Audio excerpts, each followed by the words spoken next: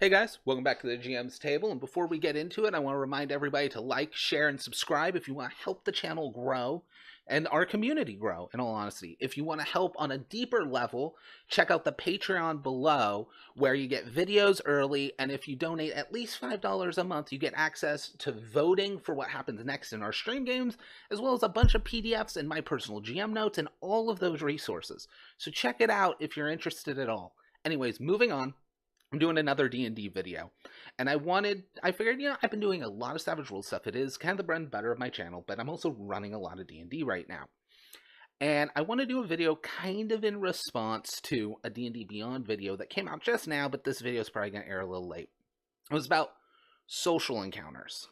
And in that, they talk about the tiers of play, or pillars of play, and all of that stuff. And in that, they basically say, social encounters purposely don't have a lot of crunch to them. And they're very nebulous because social interaction is very nebulous. And really, you use the dice when it's kind of the do or die moment, when it's the point where it's going to shift the scene dramatically or shift the encounter dramatically. And you know what?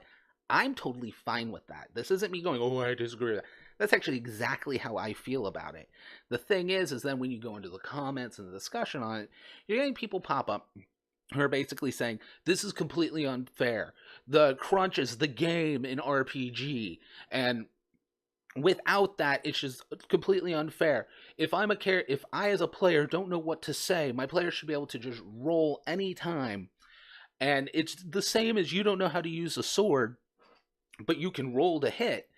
And on some levels, yeah, that's a little true, but it's not that simple, in all honesty. And I'm going to look at that from a few lenses just to compare.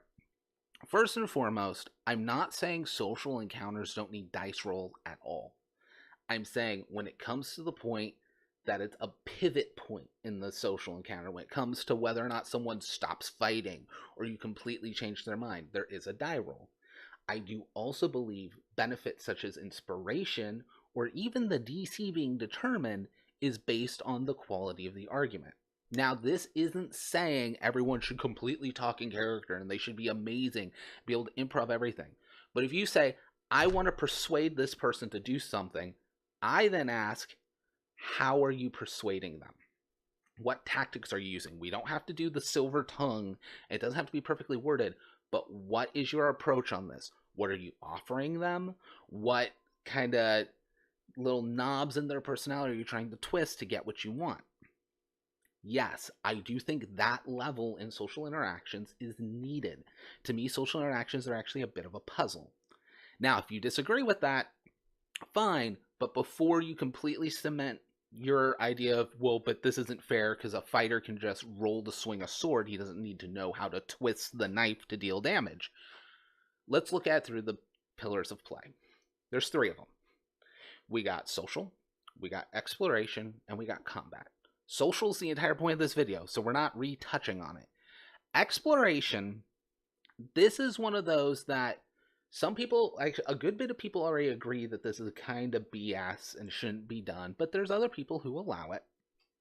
Because to me, within the mechanics of exploration, I would say this falls under the investigation and the knowledge, skills, and stuff like that. Because typically, if you don't know it, you have to explore to find the resources to know this.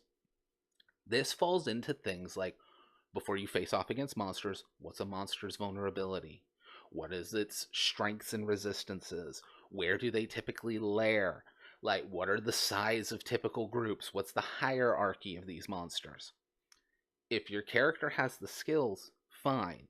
However, if your player happened to read the monster manual and just knows it, it's complete meta knowledge.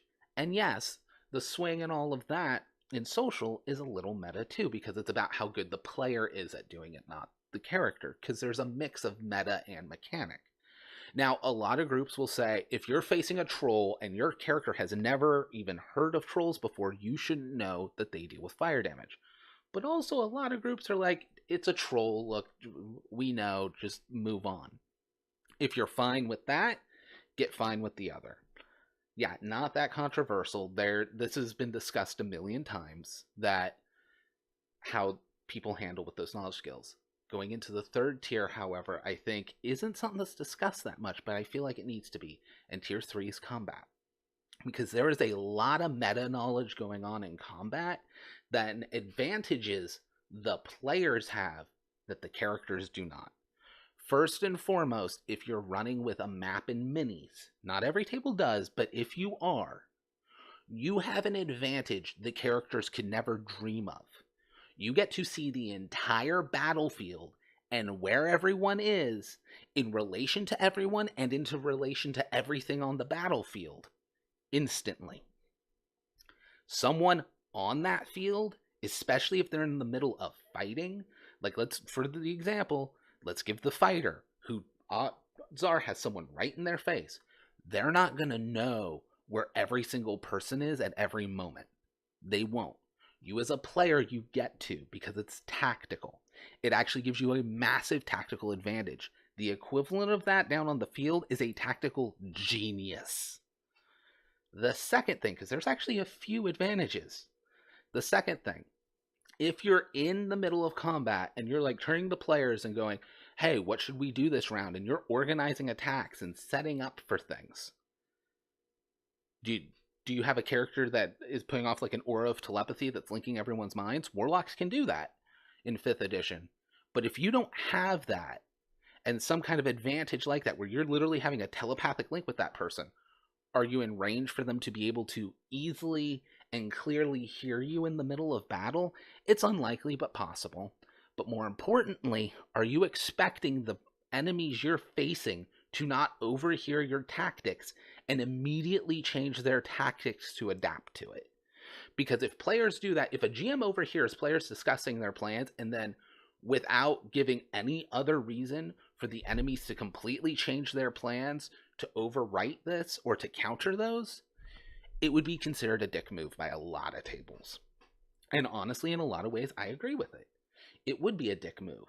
However, at that point, you're going, well, but were you saying it out loud? If you weren't, how'd you two know? The players know, not the characters. And again, I'm not saying these are bad things. These are just things to consider if you're saying something else on this list is bad.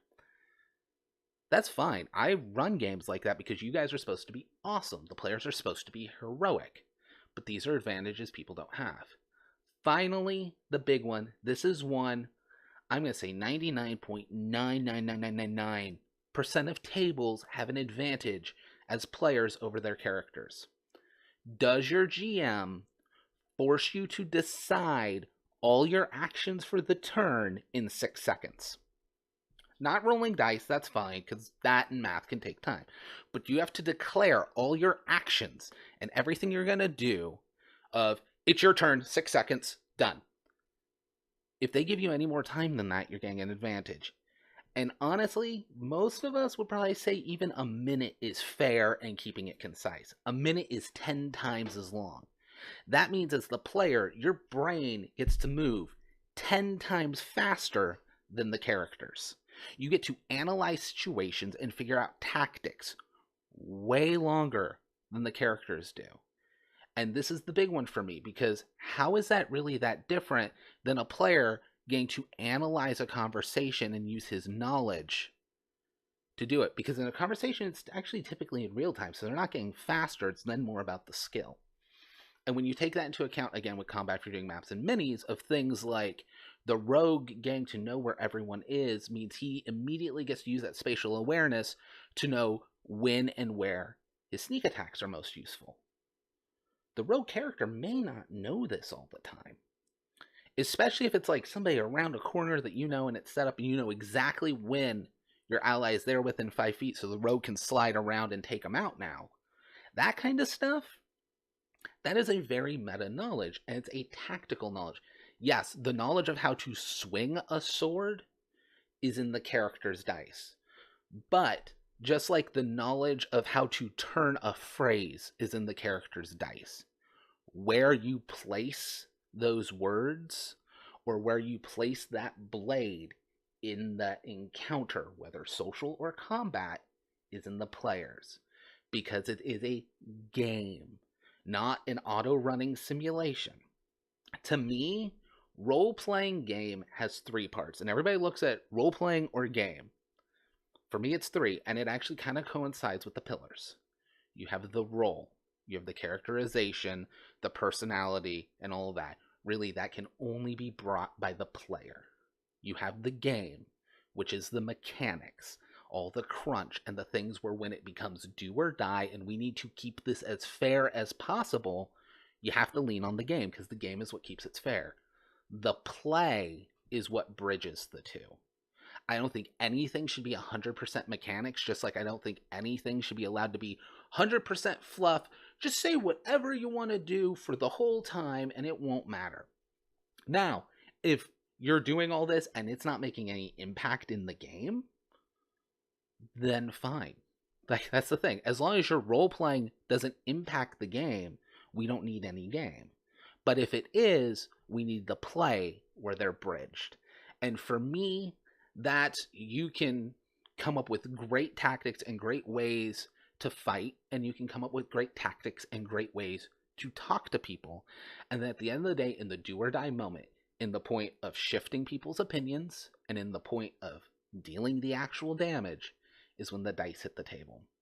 Anyways, I hope that was helpful. Like I said, none of the stuff I said is actually stuff I'm against. It's more just ways to look at the game overall and maybe realize as players we get a lot of advantages that are what are making our characters as awesome as they are.